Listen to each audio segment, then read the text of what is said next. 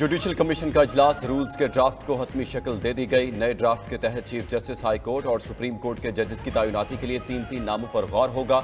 High court में जज तैनाती की नामजदगी मुतलका चीफ जस्टिस, सीनियर जज और सूबाई बार काउंसिल के रुकन करेंगे। 28 सितंबर को आइंदा इजलास में ड्राफ्ट रूल्स की मंजूरी दी जाएगी। इजलास में सीनियर तरीन जजेस, वजीर कानून, अटॉर्नी जनरल और नुमाइंदा पाकिस्तान बार की शिरकत। वज़ीर आला बलोचिस्तान सरफराज बुगटी की बतौर वजीर कानून शिरकत की।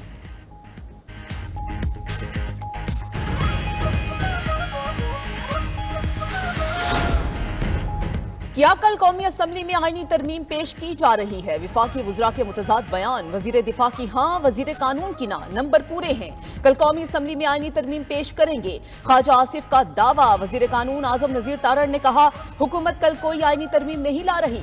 गिरफ्तार अराकीन असम्बली के लिए इजलास तलब किया गया। जब तक इजलास रहेगा प्रोडक्शन ऑर्डर कारआमद रहेंगे। नायब वज़ीर आज़म इसहाक डार का किसी भी आईनी तरमीम से इजहार ला इल्मी।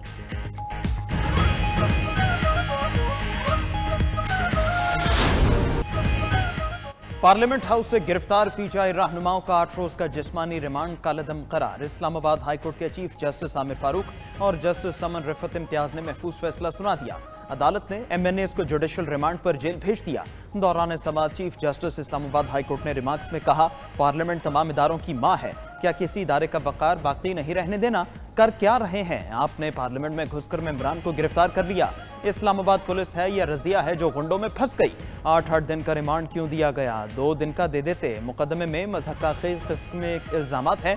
क्रेडिट देना होगा जिसने भी FIR लिखी। अच्छी कॉमेडी लिखी, मज़ेदार कहानी है जिस पर फिल्म बन सकती है। शोएब शाहीन पर पिस्तौल डाल दी। गौहर खान का कह रहे हैं कि पिस्तौल निकाल ली। प्रोसिक्यूटर जनरल इस्लामाबाद ने कहा शोएब शाहीन से डंडा बरामद हो गया, जिस पर चीफ जस्टिस आमिर फारूक की बेसाख्ता हंसी निकल गई। कमरा अदालत भी कहकोहों से गूंज उठा।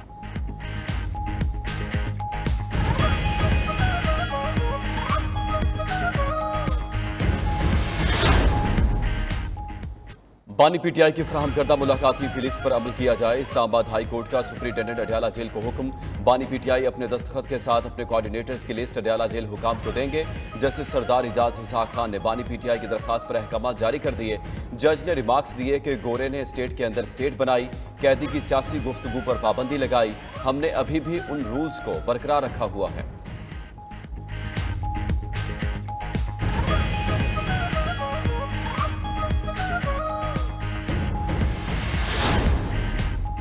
स्पीकर कौमी असम्बली ने PTI गिरफ्तार अराकीन के लिए पार्लियामेंट लॉजेस को सब जेल करार दे दिया। स्पीकर ने वजारत कानून और शोबा कानून साजी से मुशावरत के बाद PTI अराकीन की दरखास्त पर मंजूरी दे दी।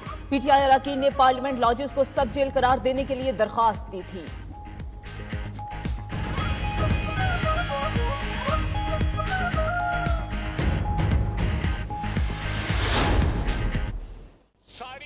गंडापुर जो है यहाँ पे कोसार में ISI वालों के पास बैठे रहे सारी रात कि उनसे पूछे तो सही। हम नहीं पूछते, हम नहीं ये जुर्रत करते। यही पूछें कि वहाँ पे क्या करने गए हुए थे। सर आज उसी अदारे के खिलाफ बोलते हैं, कल उनके गोद में बैठे हुए थे। मैं हाथ जोड़ के कहता हूँ और गंडापुर 2 नंबर आदमी है ना, उस पर ट्रस्ट करें, खुदा का वास्ता। अली अमीन गंडापुर सारी रात कोसार कॉम्प्लेक्स में मुआफिया मांगता रहा। गंडापुर 2 नंबर आदमी है, उस पर भरोसा ना करें। वज़ीर दिफा ख्वाजा आसिफ का कौमी असम्बली इजलास में ज़ाहिर ख्याल। कहा स्पीकर अय्याज सादिक ने कौमी असम्बली की खुसूसी कमेटी पार्लियामेंट के मसाइल हल करने के लिए बनाई है। जिन बातों की मजम्मत हो चुकी, कल कमेटी में वही बातें दोहराई गईं। इजलास में भी ये गिरफ्तारी का रोना रोते रहे। मैंने अपनी पार्टी को बता दिया है, पार्टी का हिस्सा नहीं बनूंगा। तहरीक इंसाफ के गिरफ्तार अराकीन को पार्लियामेंट पहुंचाया गया। इस्लामाबाद पुलिस ने 10 अराकीन को सार्जेंट एट आर्म्स के हवाले किया। कौमी असम्बली इजलास कल दोपहर 3 बजे तक मुलतवी कर दिया गया।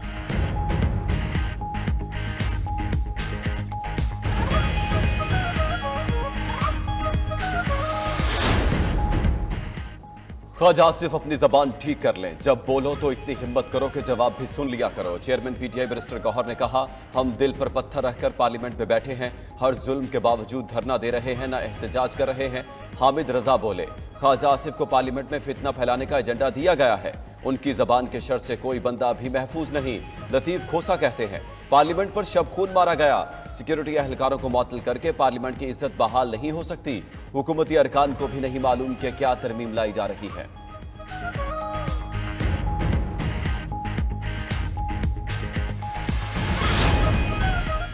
PDM-2 जाती दुश्मनी पर उतर आई, मेंबरान को पार्लियामेंट के अंदर से गिरफ्तार किया गया। अपोजिशन लीडर उमर अयूब का वजीर आजम से पार्लियामेंट में गिरफ्तारियों की तहकीकात का मुतालबा। मीडिया से गुफ्तगू में कहा कि बानी PTI के खिलाफ तमाम केसेस बोगस हैं, उनको कल या परसों रिहा हो जाना चाहिए था। स्पीकर पंजाब असम्बली ने भी सानिहा कौमी असम्बली को तशवीशनाक करार दे दिया। कहा कि पार्लियामेंट का तकद्दुस पामाल नहीं होना चाहिए। लाहौर में प्रेस कॉन्फ्रेंस करते हुए कहा कि नवाज शरीफ से लेकर करीबी रुफका जिनकी 30 के करीब लिस्ट है, सब जेलों में थे। आज बानी PTI पर 9 मई और करप्शन के मुकदमात हैं। अली अमीन गंडापुर ने जलसे में गलत बातें की, शायद वो होश में नहीं थे, उनको मेडिकल टेस्ट की जरूरत पड़े।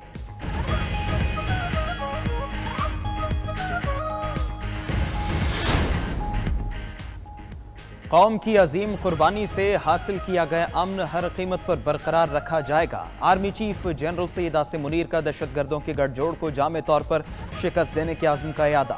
गैर कानूनी स्पेक्ट्रम में सरगर्मियों को खत्म करने का भी अज़्म दोहरा दिया। सिपा सालार का वादी तीरा और जिला औरकजई का दौरा। आर्मी चीफ को सिक्योरिटी की मजमूई सूरत हाल, इंसदाद दहशतगर्दी के लिए जारी ऑपरेशंस पर ब्रीफिंग।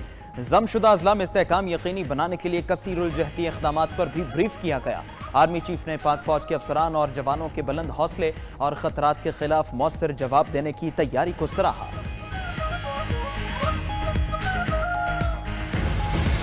मैं बैठ गया तो आप शेरो शायरी कर रही हैं, इस तरह से तो नहीं है। शेरो शायरी के लिए तो नहीं है, हम सवाल कर रहे हैं, प्रोटेक्टिव सवाल कर रहे हैं। या तो आप सवाल करती या शेर सुनाती, ये तो इस तरह से तो नहीं है, नाजायज है। सर मैं नहीं छोड़ूंगा, करूंगा ये भला शक बेटे नहीं। अब मेरा ब्लड प्रेशर नहीं चढ़ा है डॉक्टर साहिबा, आप बैठे प्लीज, आप बैठे, मैं बोलूं बैठे, आप बैठे जी। आप सेनेट इजलास में वज़रा की अदम मौजूदगी पर हॉल में गर्मा गर्मी। सेनेटर्स का एहतजाज। सेनेटर जरका सोहरवर्दी और सेनेटर दिनेश कुमार में तल्ख कलामी।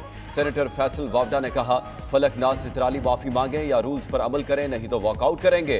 हुकूमती अरकान का सेनेटर फलक नाज सितराली को ऐवान से ना निकालने पर walkout. Opposition leader Shibli Faraz बोले ये ड्रामा रचा रहे हैं, ये कठपुतलियां हैं। वज़रा का ना आना वतीरा बन गया है। हुकूमत की ऐवान को दी जाने वाली अहमियत वाज़ेह है। 9 सितंबर के वाक़े पर वज़ीर आज़म का कोई बयान नहीं आया। हर वो वज़ीर जिसने जवाब देना है उसे ऐवान में मौजूद होना चाहिए। कौरम की निशानदही पर सेनेट का इजलास कल शाम 4 बजे तक मुलतवी।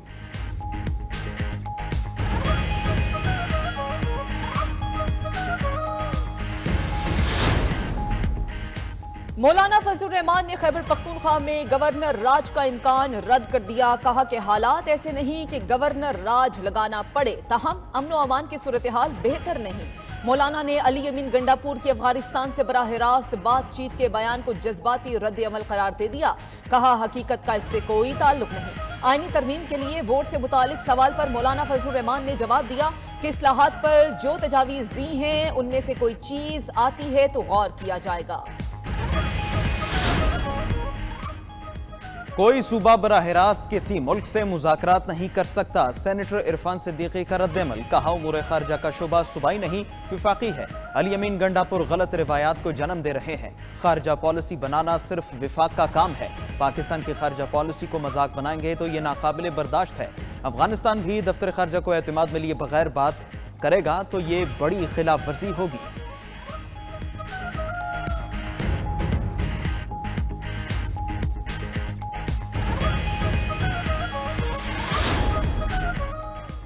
विफाक ने 18वीं तरमीम के बाद 600 अरब रुपए दिए, वो रकम कहां गई?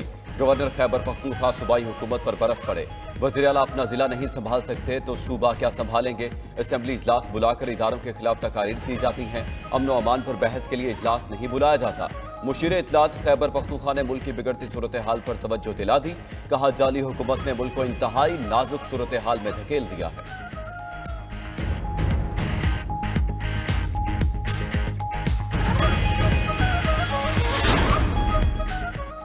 IMF के अहदाफ पूरे करने के लिए टैक्स लगाए गए तनख्वाहदारों पर भी बोझ डालना पड़ा। वज़ीर आज़म की नून लीग के यंग पार्लियामेंटेरियन से गुफ्तगू। कहा टैक्स नेट के फैलाव में अभी बहुत खला है। पॉलिसी रेट में कमी से मईशत में बेहतरी का इंदिया भी दे दिया। शराए सूद में भी मजीद कमी की नवीद सुना दी। कहा पाकिस्तान जल्द मुश्किलात से जान छुड़ा लेगा।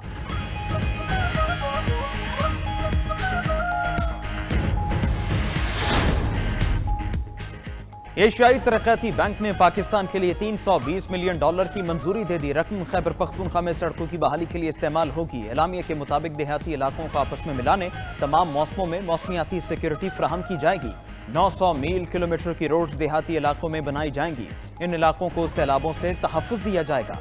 तालीमी इदारों, अस्पतालों और मार्केट तक रसाई के लिए ये मनसूबे मुआवनत करेंगे। मनसूबे से मुआशी सरगर्मियों में इजाफा होगा। खैबर पख्तूनख्वा की तरक्की से मुल्क के दीगर हिस्सों को भी फायदा पहुंचेगा।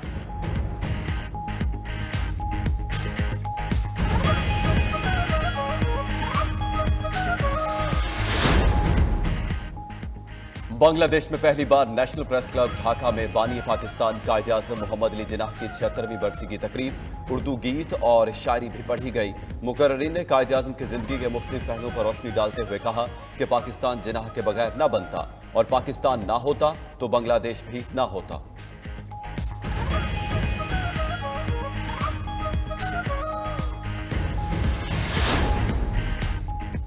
कराची में कारसाज हादसा केस मुलजिमा नताशा की दूसरी बार भी दरखास्त जमानत मुस्तरद। सिटी कोर्ट ने मुलजिमा की मुनशियात केस में दरखास्त जमानत मुस्तरद की। वाज़ेह रहे 6 सितंबर को कराची की मुकामी अदालत ने कारसाज हादसे की मुलजिमा नताशा की 1 लाख रुपए के इवज जमानत मंजूर कर ली थी। मुनशियात एक्ट के तहत दर्ज मुकदमे में दरखास्त जमानत पर फैसला महफूज कर लिया गया था। महफूज फैसला सुनाते हुए मुलजिमा नताशा की दरखास्त जमानत मुस्तरद कर दी गई थी।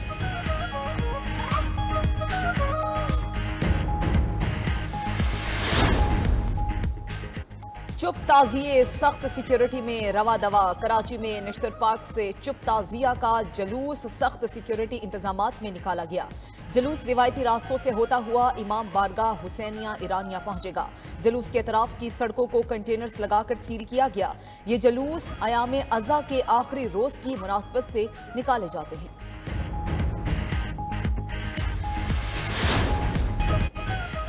जश्न मिलादुन्नबी सल्लल्लाहु अलैहि वसल्लम की मुनासबत से कौमी असम्बली में खताती नुमाइश का इफ्तिताह।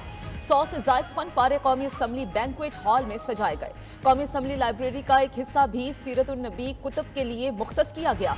नुमाइश में अरकान पार्लियामेंट और 25 से ज़ायद इस्लामी ममालिक के सुफरा की शिरकत। फन पारों की नुमाइश 12 रबी अव्वल तक जारी रहेगी। स्पीकर कौमी असम्बली अयाज सादिक ने कहा कि नबी करीम सल्लल्लाहु अलैहि वसल्लम रहमतुल लिल आलमीन और मोहसिन इंसानियत हैं। आपकी सीरत तैयबा और इखलाक हुस्ना हम सब के लिए मशले राह।